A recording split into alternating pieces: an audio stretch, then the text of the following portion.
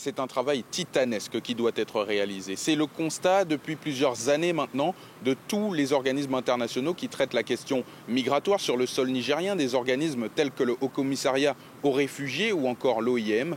C'est dans l'immense région désertique d'Agadez, plus de 660 000 km² que doivent se concentrer les efforts des forces conjointes de la CEDEAO, car chaque année, c'est plusieurs dizaines de milliers de personnes qui tentent la traversée du désert de cette région pour rejoindre en majorité, en ce moment surtout, la frontière algérienne pour ensuite tenter de rejoindre les côtes méditerranéennes.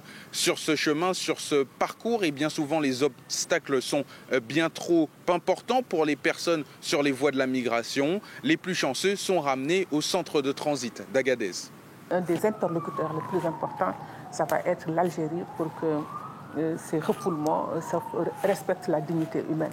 Parce qu'il y a, c'est très dur, c'est douloureux, parce que le Niger ne reçoit pas simplement les pays de la CEDEAO. Il y a 25 nationalités que l'on a retrouvées dans ce centre, y compris des gens qui sont passés par d'autres frontières.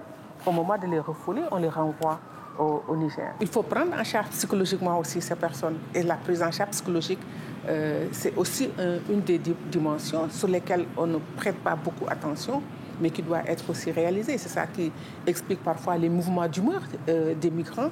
Selon l'OIM, c'est plus de 80% des personnes présentes dans le centre de transit d'Agadez qui ont été précédemment refoulées de la frontière algérienne. La route de l'Algérie est celle qui est privilégiée aujourd'hui par les migrants du fait de la remontée ces derniers mois des tensions sur le territoire libyen.